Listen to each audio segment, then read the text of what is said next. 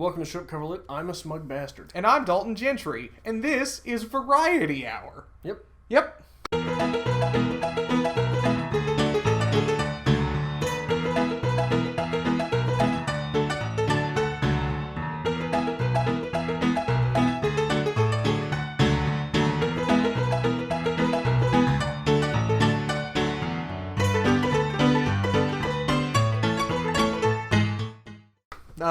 Do we have anything to talk about this week that, it seems to be the question. Like, when you sat down, we're like, let's do Variety Hour. I'm like, we had a lot of things we didn't want to talk about. There's a lot of things we don't want to have to address because we've addressed a lot of things that fringe around these topics. But don't we have to address them? It's what's going on in the world, Adrian. Or at least in our world. Man, I don't want to. But we're going to have to. Man, I don't want to. Are you ready? Sure. Let's start with Colin Kaepernick is ruining the NFL. Is he? Colin Kaepernick chose to not stand during the national anthem. Right. His choice. Right.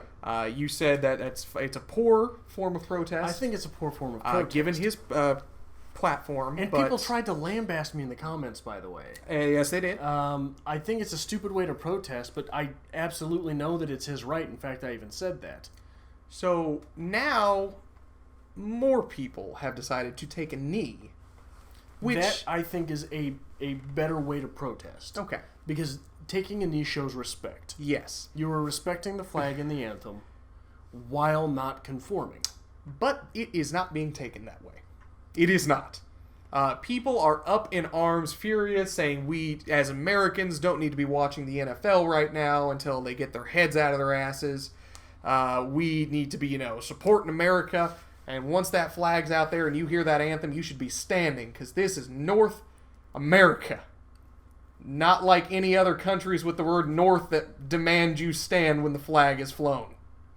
Go ahead and make your comparison. I'm just saying, when did patriotism become required to be standing and saluting the flag? North Korea does that. They require when you play the anthem that you stand and salute that flag. But aren't we the United States of America, where if you choose to not do that, you have the freedom and liberty to do so? Right, but I also have the freedom and liberty to call you a dickhead. Yeah, absolutely so. Yeah, so what are you complaining about? I don't know. I wanted to feel better. So, the whole thing is just ridiculous to me. Yeah, a lot of it's ridiculous. I understand he wanted to attempt some form of protest.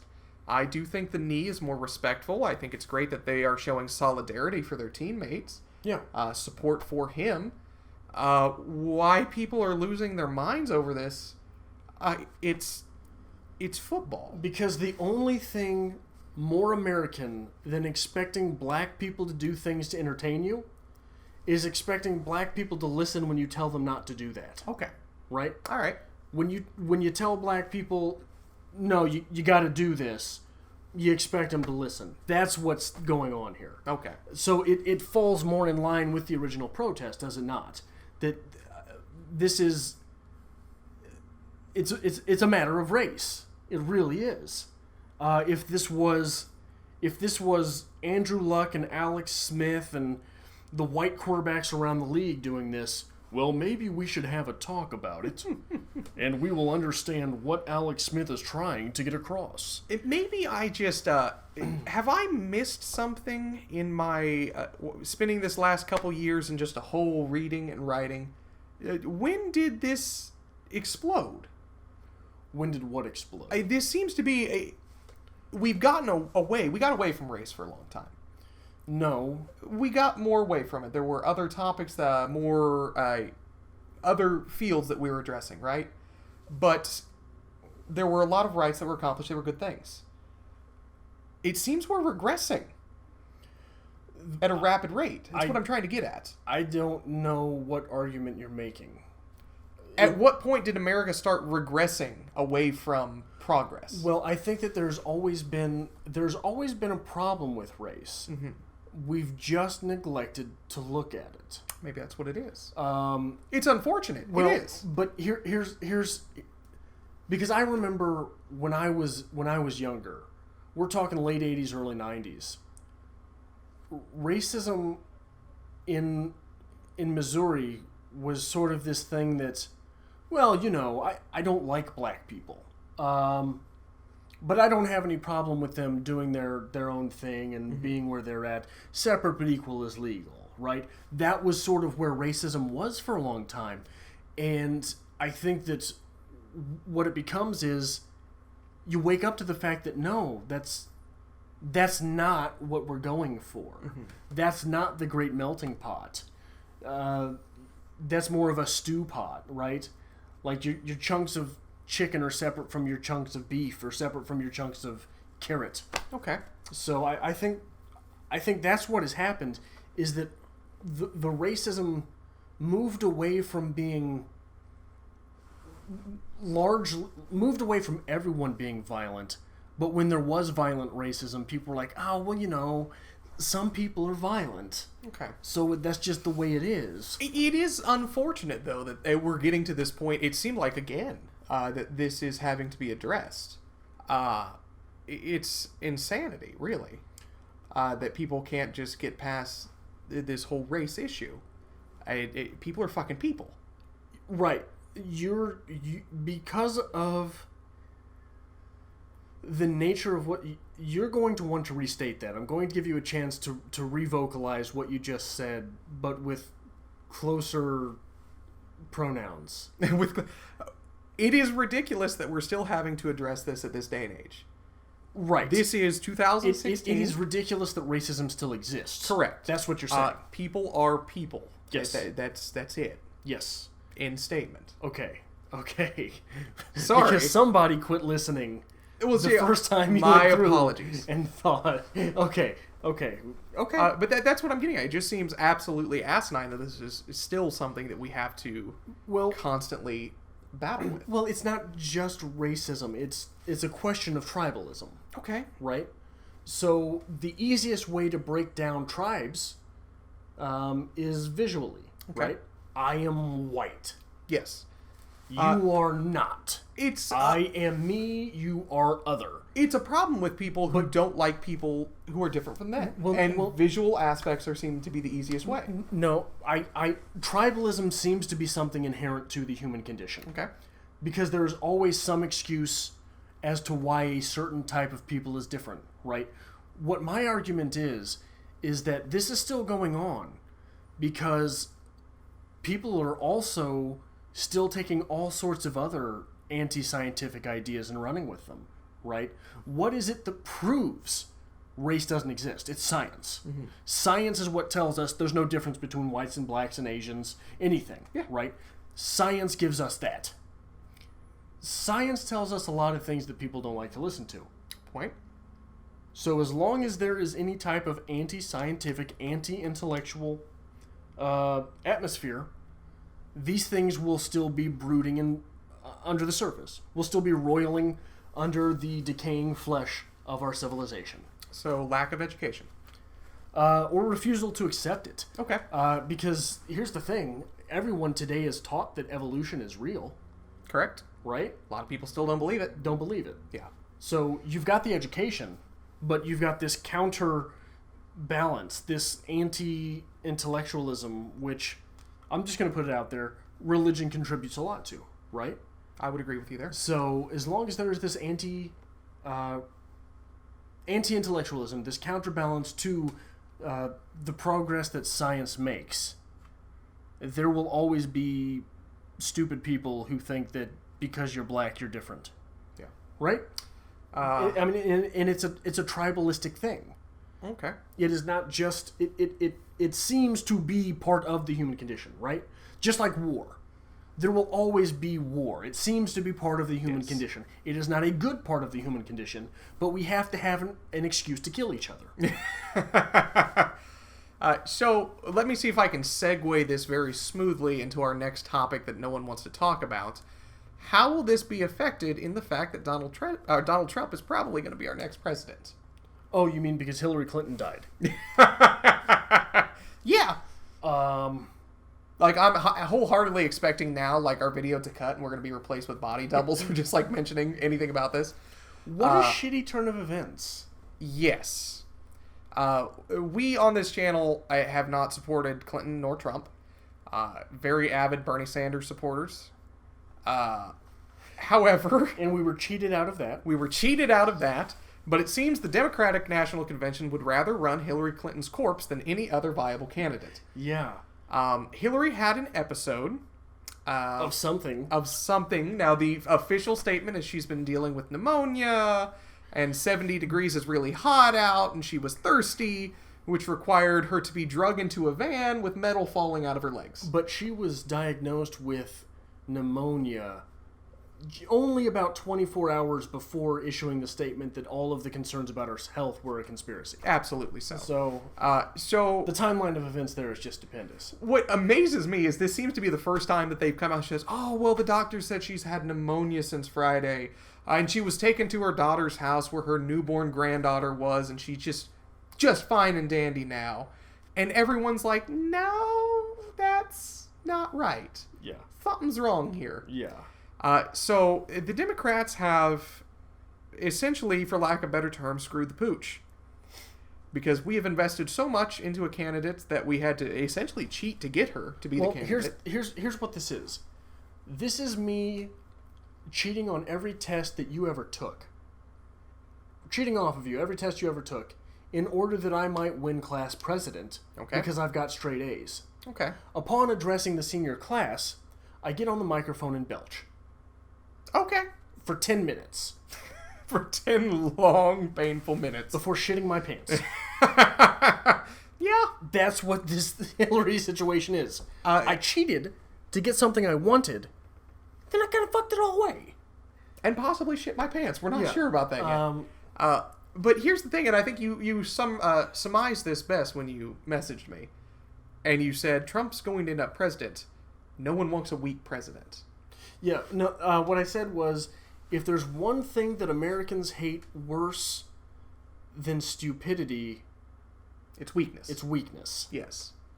So I don't know where this is going from here, besides the fact that we very much still should consider Canada. We're popular in Canada. People seem to talk about books in Canada. Well, everyone's popular in Canada because everyone's nice in Canada. I like nice. Here's the thing, is we're going to move up there, be the a-holes, eh? The a-holes from the South. Okay. And all of a sudden, we're going to be ostracized even in Canada. And when you can't find friends in Canada, you've reached a new level. Those are two topics that are huge right now that you cannot not address. But somebody has to. Somebody has to talk about them. Why? Oh. I'm sorry, it's true. Yeah, but what a shitty situation. What a shitty situation. On a brighter note, I've been considering dabbling in winemaking. How do you feel about that? I'm not trying it. Why?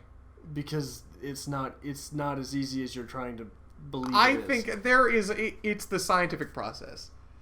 It is. Right, it's already out there. The information's out there. You just have to replicate the process. I am not your beta tester. Okay? I am my own beta tester. So if I just stop showing up one day, or if I show up blind, the wine was good.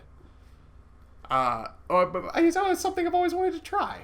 Yeah. And Missouri's a big area for wine, it's a big area for sweet wine. Sweet wine, novelty wines, as I like to call them. There's a winery an hour away from here that sells peanut butter and jelly wine.